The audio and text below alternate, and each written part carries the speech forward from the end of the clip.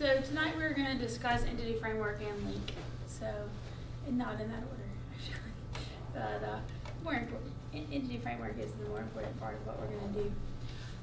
Earlier in the course we discussed link briefly, and as promised, we are going to come back. We're coming back to it tonight, and give it a little more time than we originally had for it.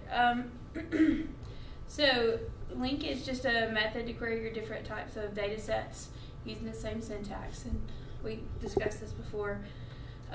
So it doesn't matter, if it's a SQL database, XML document, or anything like that. It does have optimization on it to make it so that it can run the query the best at the current time that it can. It does allow you to have IntelliSense and debugger support and compile time checking for syntax and type safety. So it gives you all these things, and so when you're writing your queries, as opposed to just having a single string that you write out in SQL and hoping you did it right, when you execute your code, you can use link to write your queries, and they will be the same regardless of where your data is stored in the back end. So I've just got an example here. So the thing about link is you can use it on any kind of data source. You can use it anything that implements IEnumerable in C#, you can use link on. And so because lists implement IEnumerable, and this is our generic. Do y'all remember our generics from a couple weeks ago? Hopefully. So we've got a generic, we've got a list of ints. And so if we want to get only the odd numbers from that list, I can retrieve them and say, here's all my odd numbers. So I've got a new list called odd numbers. And then I say, give me numbers, which is my original list, dot where. And then we use our lambda expression here. So, and n is just our what is it, input parameter or whatever. I think is what they call it. But anyway, you just define. You can just pick whatever you want to call it there. You don't have to like pre-name it or anything like that. But you're saying n where the modulus of n modulus 2 is equal to 1. So are y'all familiar with the modulus operator? Yes. I was just going to, with the lambda expression, is that, could you take out that lambda expression and replace it with a delegate, and would that do the same thing? Well, it is kind of the same thing. Yeah, I was just making sure. Yeah, you could. Because that's effectively what it does, is it generates a delegate. So, yeah. Okay. So, sorry. So if we do the modulus 2 equals 1, that means it's an odd number. And so any of those numbers in that list that are odd will be stored in your odd numbers list. So that's basically how the lambdas work. So, and link. And we'll do some more stuff with link too. And then this is just an interesting note, and this is actually a resharper thing that will actually do this for you. But if you write your code out like in link, where you've got, again, that list of numbers, and then you've got this, now what we want is all of the numbers between 3 and 11 from that list, right? So you could do like a for each and go through that whole loop, and anywhere the number was greater than 3 and it was less than 11, you would add it to your range of numbers list. So this is just retrieving like a subset of your list. And so this is what it would look like if you did it out in a for each. But resharper, what it'll do, it'll tell you this, first of all. It'll give you like a little squiggly, and you can click on it. Sorry. You just click on it, and then it'll give you a little light bulb over here. And I guess I can show you what it looks like. Did we? Yep. Wrong project. Show you what it looks like over here.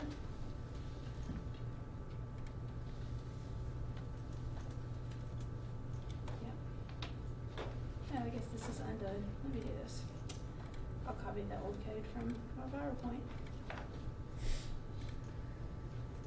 Maybe.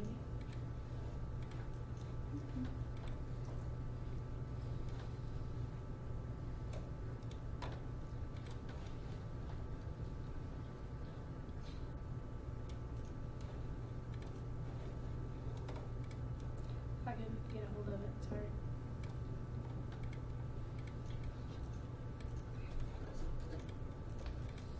All right.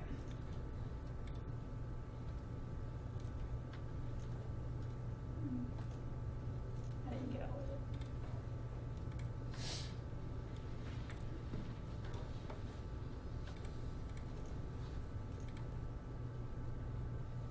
All right. So I have the range of numbers object that's already created, and then I have the for each set up so that it goes through each one of the n's in numbers, and so n is our variable there for our for each. So then we do our conditional. You see how it's underlined there with the squiggly, and it's letting you know that there's a better way to do this, and it says this loop can be converted into a link expression. This is ReSharper that's doing this. Okay. Isn't it? Why does this do this? I think it has something to do with the PowerPoint being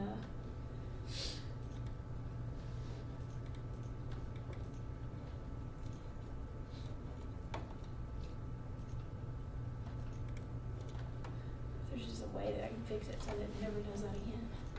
Yeah, so I'm gonna keep these changes, and I'm always gonna keep these changes. Sorry. Okay, let's go back here. We can see this now, maybe. It's pretty bright out there. All right, sorry about that, guys. Okay, so we have our new list, and we're telling it to go through the for each and go pull out the numbers that are in the range that we want, all right? Now, this, if I hover here, it's telling me the loop can be converted into a link expression. Again, this is ReSharper doing this, not Visual Studio specifically. Okay, so all you have to do is click here, and it'll bring up this beautiful little light bulb, and it'll say convert into link expression. It'll do this for you, and you can see how much code that saves you. So,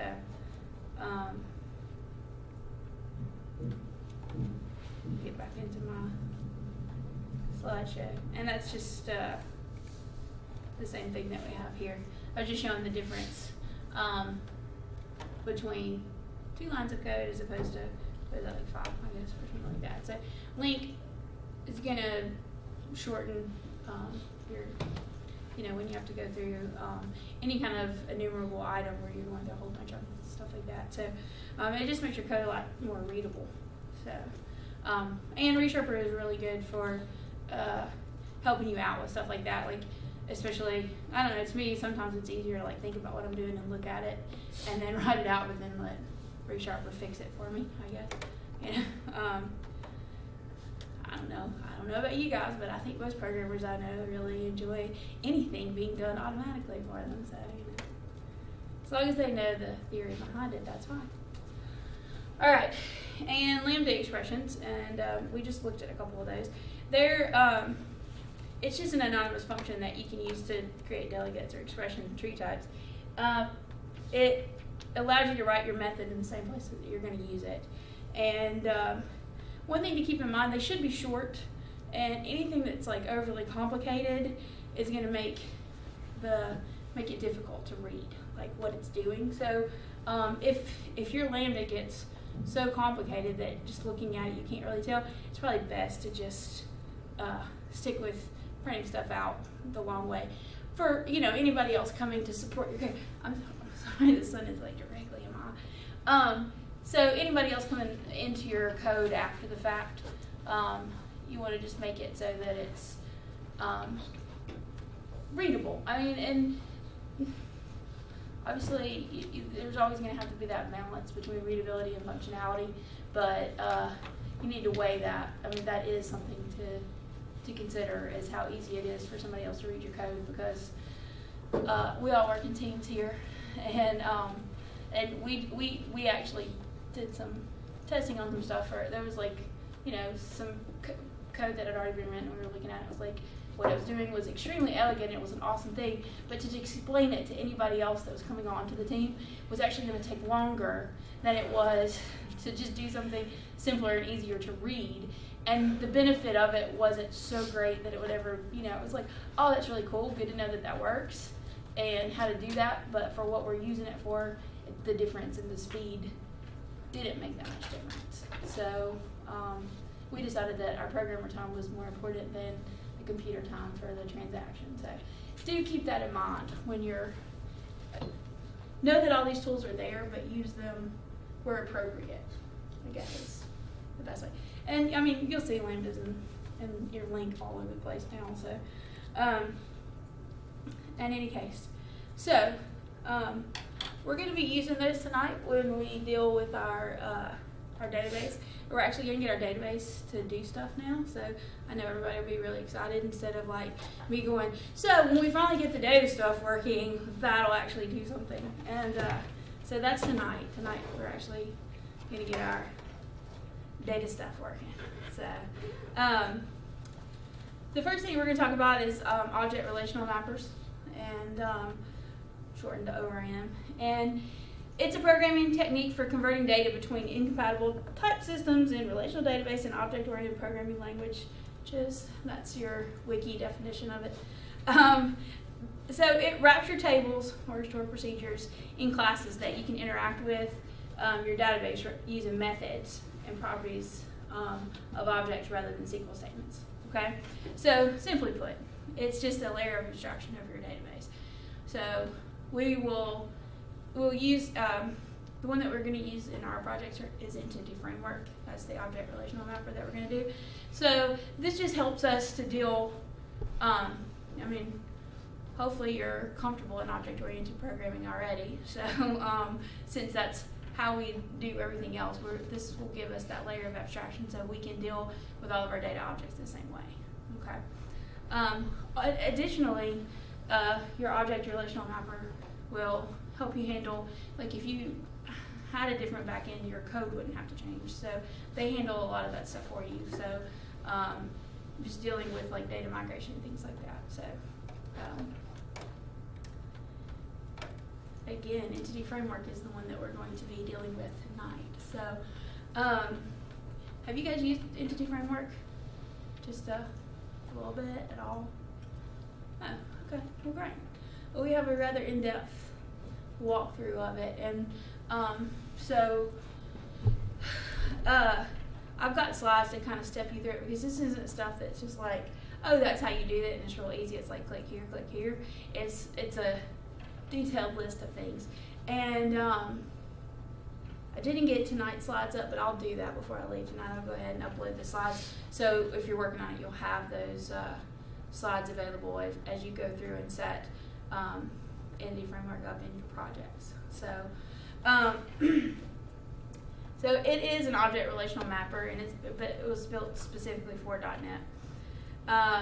It issues queries using LINQ rather than SQL, and then it retrieves and manipulates the data as objects rather than tables. So it's going to treat these, and we've kind of set this up as we've been going, like thinking about all of your tables in your database really as objects. And the Entity Framework's implementation provides services for change tracking, identity resolution, lazy loading, and query translation. So this will handle all that stuff for you. And it basically is going to allow the developer to focus on your application-specific business logic rather than your data access fundamentals. So you don't have to worry about like converting your data from the data types that your database is dealing with to whatever your language is dealing with and things like that. So that's just one thing to keep in mind.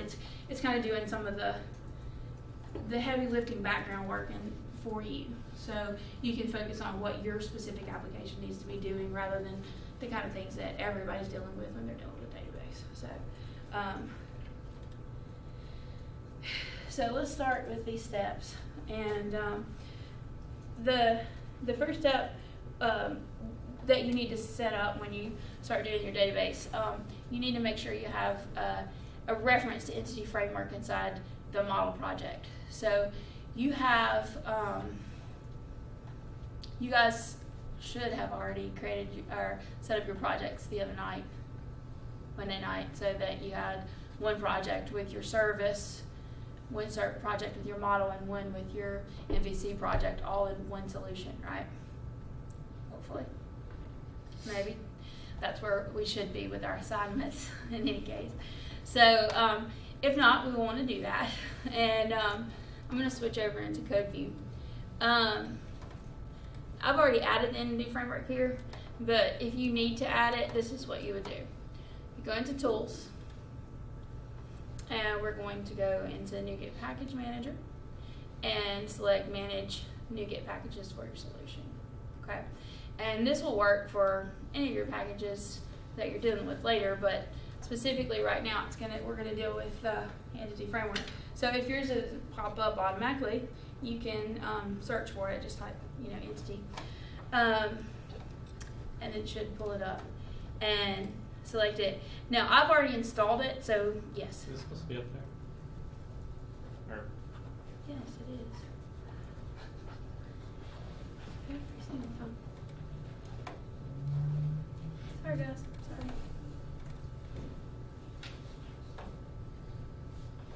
Maybe it was better off when I was just switching back and forth between the screens, because at least you knew when I was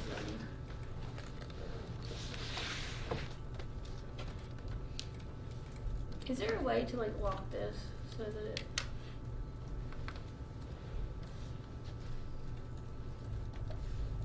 will never ever do this again? Don't undo this unless I tell you to specifically. All right.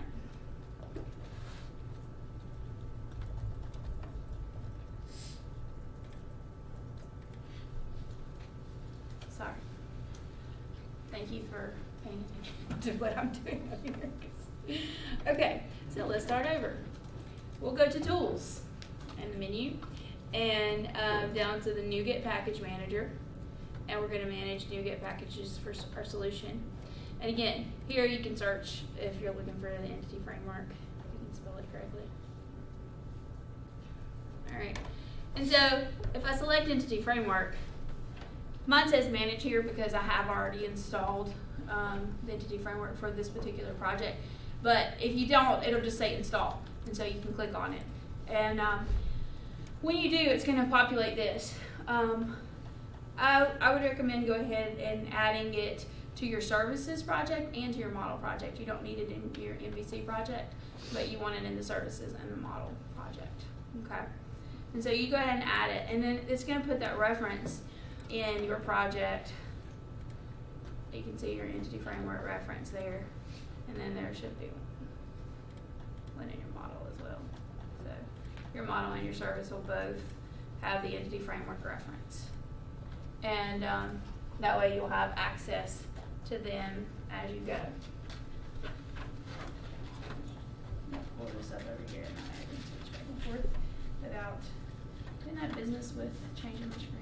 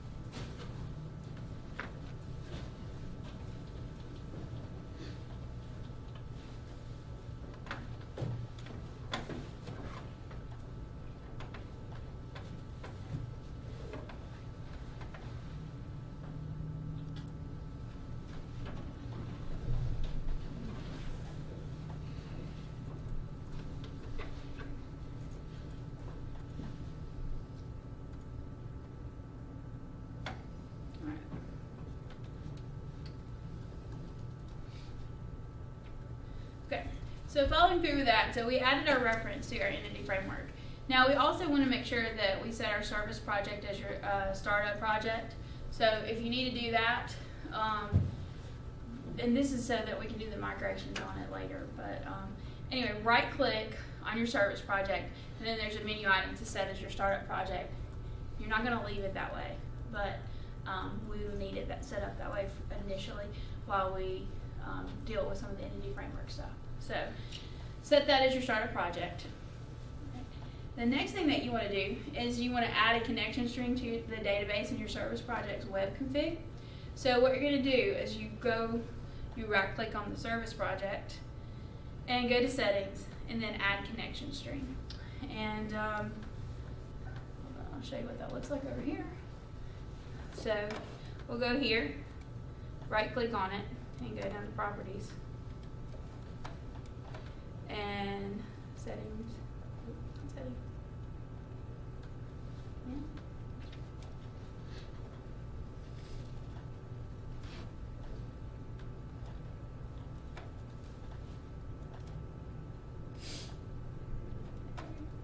Alright, so we'll go into settings and then we're going to add a new one. And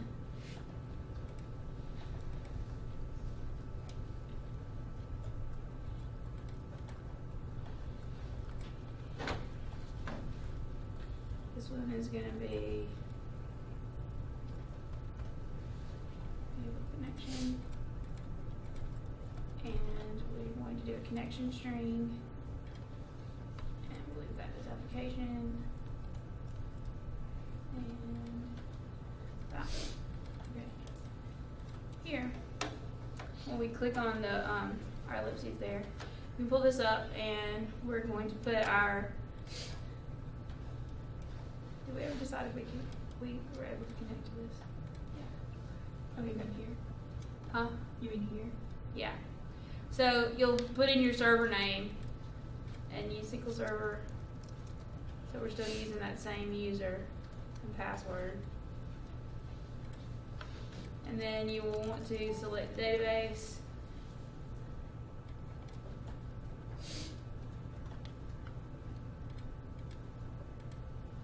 And we'll pick Slingshot, test the connection, make sure it's working. Okay, select OK. We're gonna just include that sensitive data because it's got our username and password in there. All right. So now we have that connection string saved. Okay, and we'll save that.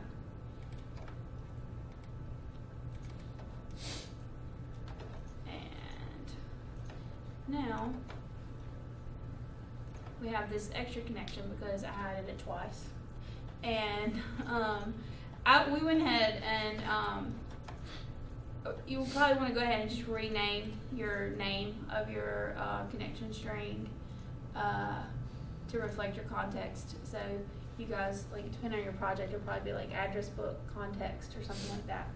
So hopefully you've been naming your projects something like that. And then so I'm going to delete this because I don't actually need it in there. I just wanted to show you what it looked like when you set it up. But you want to make sure that you have that connection string here in your service web config file. Okay? Yeah, I have questions about that. I feel like I could probably do that reading the directions and so forth. All right.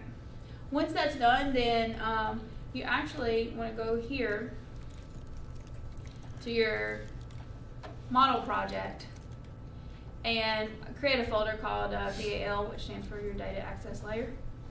And we're going to add a new class to it called, in my case, vehicle context. All right. So you can do one for like address book context and so forth. All right. So we want to create this new class, and when you do this, vehicle context needs to extend DB context. All right. And I've got this code. I'll flip over here. It's in the it's included in there, so you can see it. So basically, we are setting up a database context. We have our I can't move my mouse. We have our constructor here, and it's calling the base method for the constructor to set up the context, and the vehicle context here needs to be the name of what you called your connection string. Okay, so if you called it something different, it's not going to match this. It's going to match what you called it in your connection string. Okay, might happen to be the same, but and then you want to set up a data set, DB set for each one of the objects that you have. So I had vehicle and person. You probably had something like contact and address, maybe, for your address book. So at minimum. But if you had others that you added because you wanted your project to be more robust, you would add one for each of them as well. Okay, so each one of your tables in your database, effectively, get their own DB set. Okay. Now, the next part is setting up all your migrations. All right. So code first migrations will allow you to create a new database or update the existing one based on your model classes and using the package manager. So a couple of things to keep in mind about this when you do it. Depending on how you set it, if you go, it can like wipe out all of the data in your database. So usually what they do is they have like a little seed project set up that'll just like generate your fake data that you're putting in there. Be cautious about that. But you can let it track all of the changes so as you're manipulating it. But basically, until you get it the way you want it, any of your data is pretty volatile. So keep that in mind. All right. So let's walk through this. And this won't let me do this twice, right, on the same project since it's already been done on this project. It won't complain. Okay, so it'll let me do this. Okay, so we're going to open up the console manager. So we'll go back to tools and go NuGet package, and this time we're going to go to the package manager console. Okay, and so we're here at our prompt down here. So I need to make that bigger. How do I do that? All right. See, I can see it a little bit better. All right. So we've got that open, and we are going to select our model project because that's the one that we're actually going to be working with for this. All right. And we want to enable code first migrations, and to do that, we need to do enable migrations. What are migrations? Migrations are the way we track exactly what's happening to our database. So what they do is it kind of gives a list of all the commands that are going to be run against the database. So if you're adding a table or fields or something like that, it tracks that, and also anything that it drops and so forth. So that's what we do with migrations. And again, you can seed it so that it'll put data in there as well. But we haven't set that up. Yes? So if you like had like an initial migrations and then like the next migrations, you could like and then like migrations A, B, C, like you could go back to migrations A by running the seed method for migrations A, and then you have that database. Seed would just be the data that's in it. It just would be like the all your actual data, not like the structure of it. The migrations primarily deal with like changes to the structure of your data. Does that? You can totally do that though. That is one of the purposes of migrations, is being able to move back and forth. So like if you made a change to the model and you realize afterwards that's not the change I needed to make, you could migrate backwards. But the seeding doesn't actually have anything to do with it. The seeding is just like a way of, I guess like the real meaning would be like planting seeds, and it's just like fake data that you want to populate your database with every time you make a change. So just so you can have it there, like for instance with your address book, you might put like 3 or 4 people in there so you could use link to select these people instead of like having to add them manually every time you make a change to your database. Right, because every time you make a change to the database, it's gonna, I mean not every time, but the majority of the time any affected tables will get, all of the information will get dropped. And so you could add 30 people in there, you know, during testing, but they'll all be gone on the next migration. So, So, yeah, okay. All right, so we'll do enable migrations, and this is going to create a configuration class that will allow you to configure how migrations behave, but we're just going to leave the default ones. And if you'll notice this folder here for my migrations, we have the configuration.ts, and this is where you can make those changes. Like I said, we're not changing anything. We're leaving everything default. So, but that is there, and that's where you will find it if you have some specific stuff that you want done to it. For our purposes, we don't need to do anything with it. All right. So now that the migrations are enabled, I didn't run it. Well, you said I can run it. It won't. yeah, it'll probably just tell you you've already done it. Yeah. Hopefully it will anyway. Migrations have already been enabled in the project. So, and I don't need to do anything about the configuration. So, all right. So, we have those enabled, and now we want to add our first migration. So, Just as a side note, what this actually does, and you can't see it because you've already done it, but it creates that configuration file that you've highlighted over in your Solution Explorer. this one. Yeah. And this is what it's going to create this. It's going to create your seed method with an example of what it looks like. So by default, this is what it'll do when you enable. Is it'll say, oh, okay, they're ready to do this. Let's give them the structure to do it with. So, Yeah. So I could go in here and do like context.vehicle.add or update and go add several vehicles with some fake data, and then every time my stuff generated, it would go put those vehicles back in. But then as I was like testing my project, and maybe I added like some fifth vehicle that didn't exist in my seed project, if I had to update everything again, that fifth one's going to go away, but the ones that are in my seed method will get repopulated. Okay. So if you deleted the ones in your seed method later, then if you updated the database, it would come back. yes, that's right. Say that again? He said if you deleted some from your seed method, like you. Oh, Like the stuff that the seed method from your database, if you deleted it from your database and then updated the database later. yes. My bad. I thought you meant if I took it out of the method itself, and I was like, I don't. It Yeah. wouldn't make it come out. I'm sorry. I didn't mean to look at you like you're crazy. I was just trying to figure that out because she was like, yes, and I'm like, okay. There's ambiguous wording, but Yeah. you got it. Okay, it's okay. I'm glad you understood what he was saying. So I would have been like, nope, that doesn't work. So, okay, yes, you're absolutely correct on that. Okay. All right. Then to add your first migration, which you can see, I already have an initial migration. But whenever you get ready to do that, you go add migration. Initial.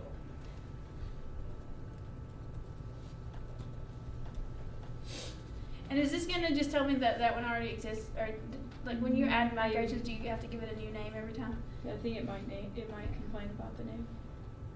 But I'm not sure. We'll see.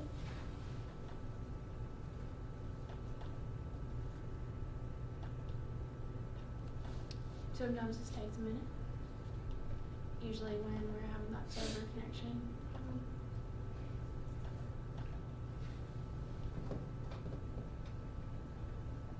I know that was on the update, right? This will do it as well. You Yeah. talk about what it does though, like what it creates. Okay. So if we go here to our first migration here, we have this concept of up and down. So what it's going to do, because it's presumably nothing existed yet, would be it will create this table and add the person and add each one of these fields to it, and set their data types and so forth, and then also set your primary key. So they've got your create tables done. Then it's going to go drop all the foreign keys off of all the old stuff, and then drop your tables. In your down. Yeah, and your did you say in your data? In your down. In your down. Oh, sorry. Yes, in the down. So it basically gets rid of all the the up is adding all the new stuff, and the down is getting rid of all the old stuff. So you can see what's actually going to happen to the database, because right now we've just generated this migration. We haven't actually applied it to the database. To do that, that's when we do the update database. So, all right. And the up and down are how you can like move around migration. So like back to that scenario where you realize you've made a change that you don't actually need, but you've already updated the database. By basically what you would say is you would say update database, and you would tell it the specific migration you wanted to go to, and it would use those down methods to go down to it. So say if you were 5 migrations ahead and you needed to go 5 back, you would give it the name of that migration 5 back, and it would go, okay, down, down, down, down, down, until it got all the way back. So that's how it moves through the different changes that you make as you change and grow your model. And again, these are all on this slide that you're not looking at. So all of these steps, I don't want you to be overwhelmed by it. I have to look at them to go through them. Like I can't do this from my head. So I've got all these steps laid out for you, so nobody's expecting you to like memorize this. They are included in the slides, and I will do that before I leave this room tonight. Steven, you'll be here. Don't let me leave without doing that. So you gotta make sure that I get those uploaded. That way you'll have them, because I mean, you can find it on the internet. It's not like it's a secret on how to do and set up migrations, but this will give you, a more concise view of what you need to do. All right. So once we've set up our migration, then we do the update database, and once that's done, we're ready to go. Again, I've already done all that, so I don't have to. All I would be doing is typing that command in, so I'm not going to skip that part.